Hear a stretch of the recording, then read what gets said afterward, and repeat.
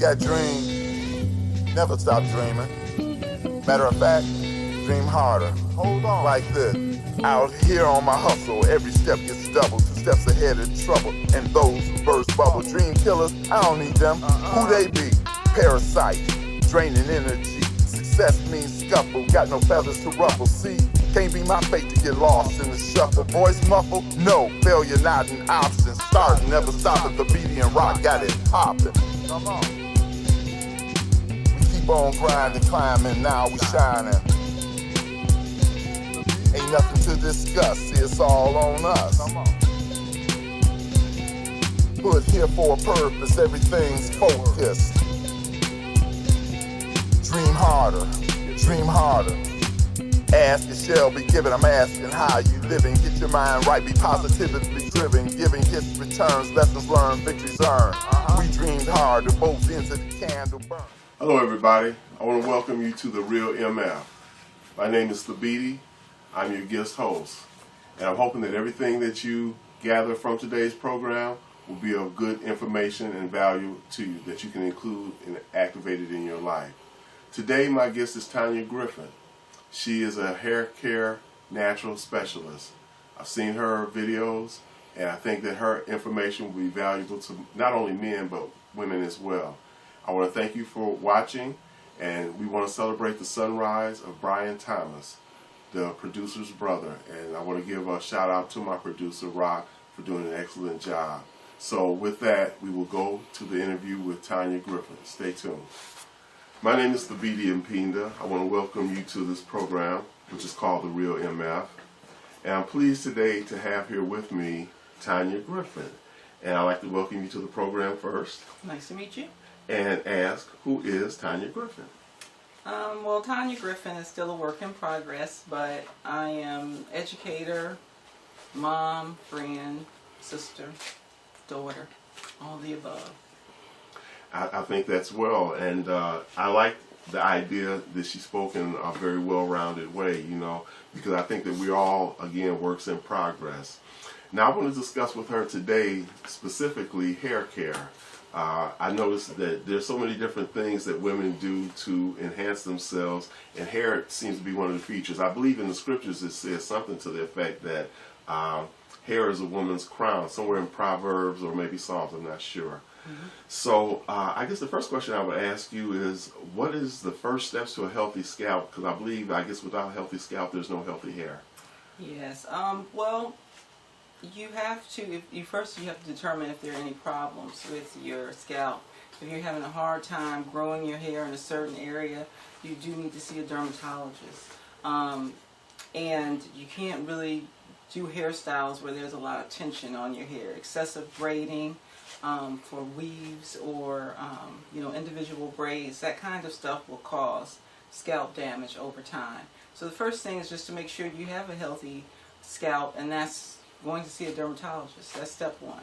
Now, do you think that diet plays any part of how healthy a person's scalp may be? Yes, they tell you, that what you put in your body is a manifestation of what you look like on the outside. So drinking lots of water, trying to eat fruits and vegetables, and you don't have to have a strict diet, but you just can't go crazy. If your diet is composed, most of trans fat is going to show up on your skin and your hair. I agree with that. One of the things that I do, I'll just share with the viewers and listeners that I've started to do alkaline water because I understand that we need to have a higher base of alkaline water in our systems. Mm-hmm. And I have to say personally, I think that it's done me a lot of good. Now, are you familiar with acidic water and what it's supposed to do for the skin? Because I've started to do that as well. I am not that familiar with it. I've tried, I just recently bought, it's not a juicer, but it's it emulsifies food, makes it easier to get that intake of 5 fruits and vegetables a day. But I stray away from, because too much acid. I don't have a gallbladder, so too much acid and it just makes my stomach upset. So I stay away from too many foods or drinks with high acid levels. So but you have to let me know how that works out. Well, you know, I used to try to drink pop, which everybody says has a lot of acid in it. But the thing about what happened to me is that it causes pimples with me. And even at my adult age, I can still get pimples as a result of it. And I used to kid with people and say that when I was a teenager, when, you know, the oils are high in your body, eating chips and everything, that I had enough pimples that if you connected the dots, it would be the map of the United States or something. You could see the different city capitals as well. That's how bad it was. So it was a natural thing for me to give up pops and try to do more healthy things. Okay. And you know, that's just something I'm into. Now, let me ask, when you mentioned braiding, is there a certain length of time, like, or certain braids? Like I know cornrows, I guess, pull your hair or scalp a little tighter. Yes, anytime that, you know, when women say that it takes 2 days for their hair to loosen up, that braider has braided your hair too tight. And what happens over time is you can see in some women how their hairlines disappear. Right. That's traction alopecia. And traction alopecia is when, you know, your hair, basically the follicles are damaged from excessive pulling. And when you braid, you're going to pull, but you have to find a braider that listens when you say this is a little too tight, instead of, you know, continuing on with the hairstyle. Now, I have to admit that during my growing up, afros were very popular. And I used to have my sisters, 4 sisters. I tried to rotate and say, would you braid my hair? But I guess I became a pest, so I had to learn how to braid my own hair. Only to have the buckwheat type of braids, and then I could, you know, comb out the afro, you know, the following morning, that kind of thing. But when you speak about tight braids, it made me think about when I would hear young ladies say that, you know, some have a tender scalp. I don't really understand that as a man, so help me. You probably do not have a tender scalp. Your hair is braided too tightly. Or, you know, back in the day, most women can remember being, you know, sitting in the kitchen and getting our hair straightened. It could, your parents could burn you with the hot comb, and then you know that part of your scalp is sore. Or chemical. You can have chemical burns. Some young ladies, when they get relaxers, they'll have sores in their heads.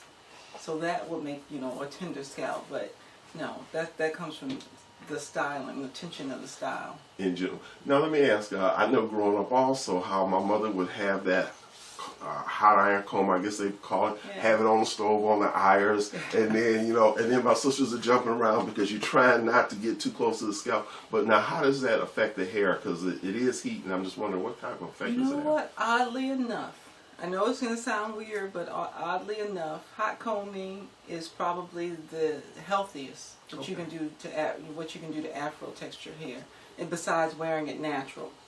The relaxer is you're chemically changing the makeup of your hair.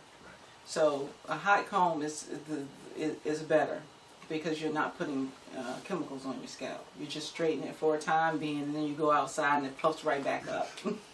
Yeah, it's interesting because when brothers were going through their little things, I never got into the conks and the stuff like the old school Temptations people wore. But I did try the hot comb thing. Now what I did is I took a comb and put it like, I created like I guess a barrier so I couldn't burn my scalp, and then I would just take the hair and start trying to do it that way. Men do things for women, and women do things for men. You know, we're all trying to, I guess, embellish what we have and make each other. But I did find that was kind of an easy way. It's just that, just like a guy trying to cut his hair, you can't really see the back of your head that well. So now, what about weaves and tracks and the sew-ins? How does that affect the hair overall, especially with the glue, I guess? Yeah, there are a few different ways to install weave, but you know, I don't find anything wrong with weaves. You know, it's this sort of not war. Some people make it a war between people who wear their hair natural and women who choose to weave their hair. I think it's all, hair is an expression. How you choose to wear it is how you choose to wear it.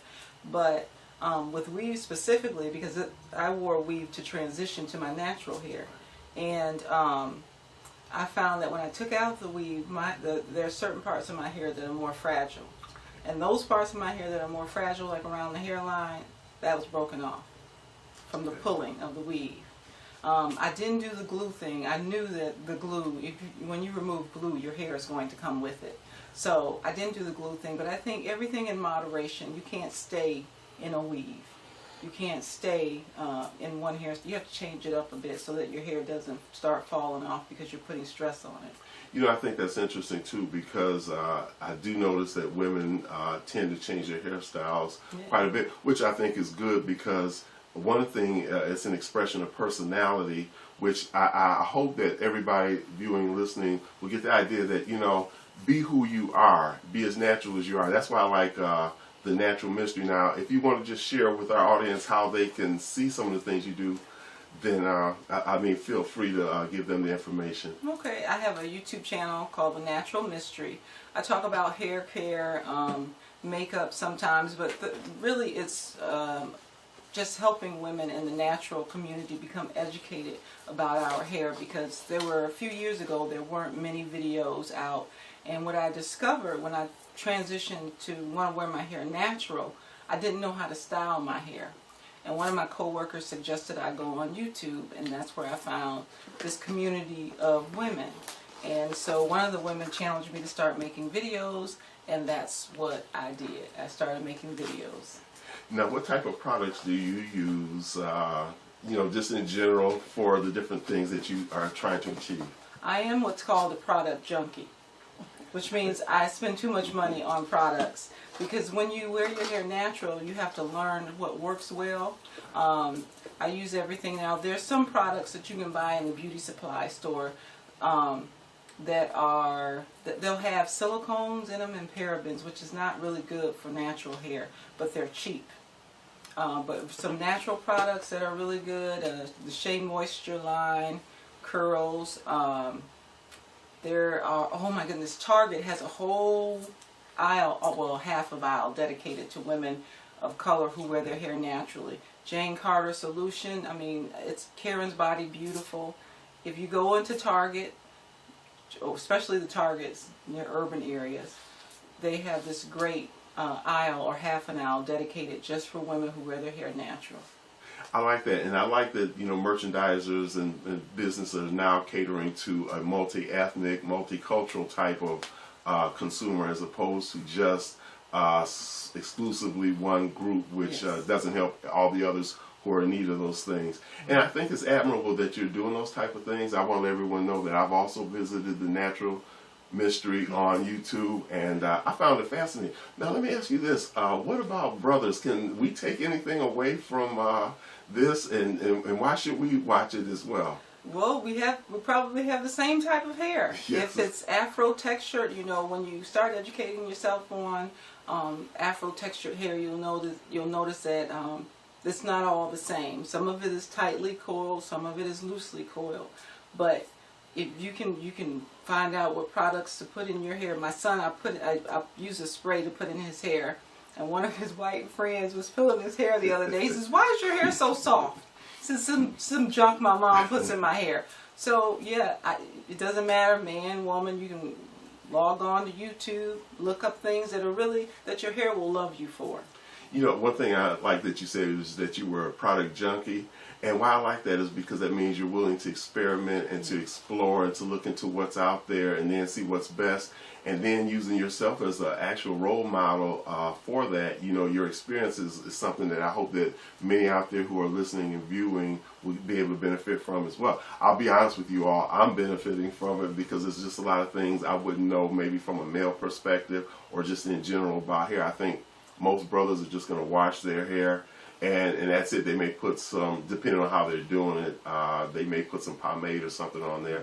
But it's a lot easier on us than it is on the sisters, so I have much respect for the sisters.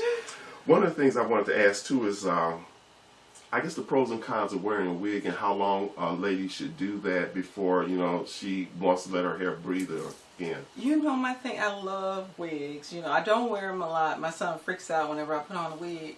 But I'll wear a wig if I wash my hair and I put it in twists and I want those twists to set. And so I'll plop on my Saturday or Sunday hair. But I do not advocate wearing wigs for a long period of time. Because, again, when you wear a wig, you're going to put stress around your hairline and that wig will rub. So you'll defeat the purpose. You'll end up losing hair. And I think when you wear a wig too often, it ties into self-esteem. If you're not willing to wear your natural hair out, if you feel more beautiful with this long European hair on your head, then that's another conversation. Yeah, and you know, I'm glad you brought up self-esteem, because I've always, in the back of my mind, not with understanding, associated a certain thing. Because some women have gotten outrageous, and many of you know women with the red, the lime green. I don't really know what that's about. Is that just? I really don't know. It catches your attention, though. I will say that. Yes, it does. And maybe that's what it's supposed to do. You know, I guess I'll be honest. It's supposed to create something. But I can't say too much about that, because I see guys at football games with these multicolored wigs on, or they have colored hair representing whatever team they're on. So I guess, you know, there's just an issue there anyway. Yeah, it's all good. Yeah, it really is. And then just being yourself, I think, is the most important thing.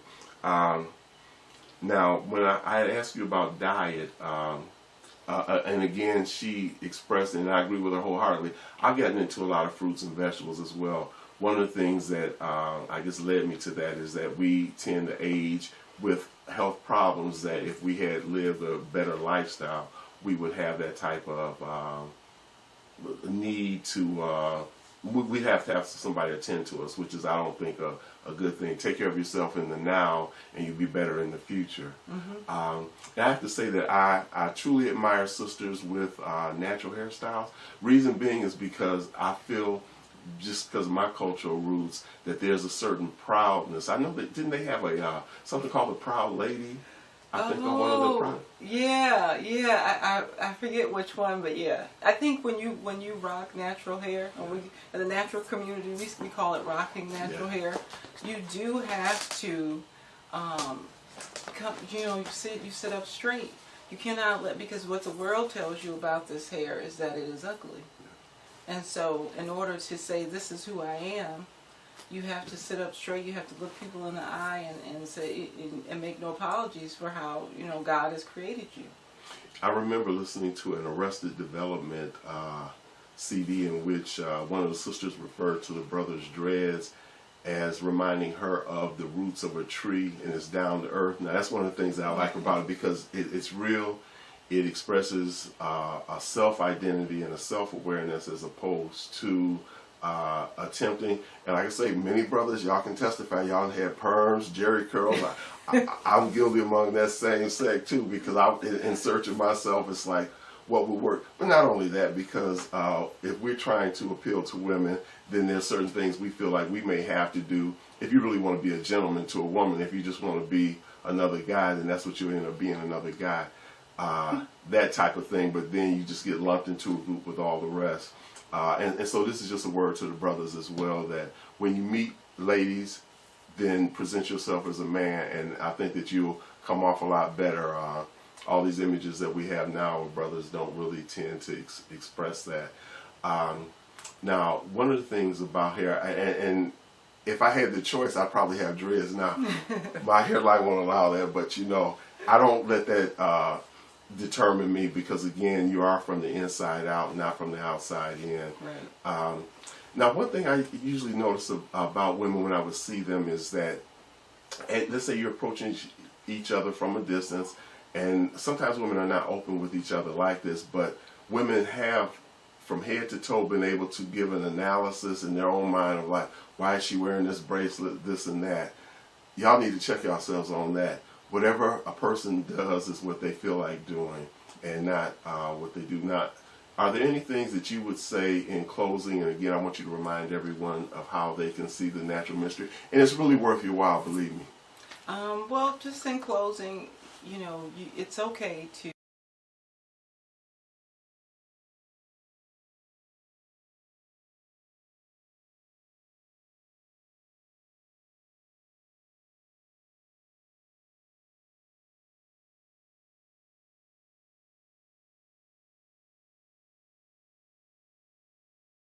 But, you can check out my channel, The Natural Mystery, and there are so many other natural women on YouTube. No matter what your hair type may be, you can find somebody that has the same hair type as you and learn how to take care of your hair. There's a question, I said in closing, but we're not closed yet. The door is always open at the Real MF, believe me. I wanted to ask, since we were talking about pressing combs, about flat irons, blow drying, and the effect that that has, curling irons, those type of things. They will ruin your curl pattern or whatever natural thing you have going on. If you straighten your hair, flat iron your hair, it's going to be flat. It's going to be, because they call it heat training. But that heat training, when you wash your hair and your hair is still straight, that is damage. Because you're probably African American, or you have some afro textured hair that's not supposed to be straight. So after you put water on it and it's straight, it is indeed damaged. And I guess what I would ask now is, how often should one wash their scalp? You know what? As often as you like. When I work out, I wash my hair every day. I do, and that's the thing. If you had have asked me when I was relaxed how often I wash my hair, once a week, or when I let the hairdresser, the hairstylist wash my hair. Now I wash me whenever. In the shower, girls, yes. Yeah, let those fingers get busy. Yes, it's beautiful. Being natural is freedom. Yeah, and I think we should all, in every aspect of our lives.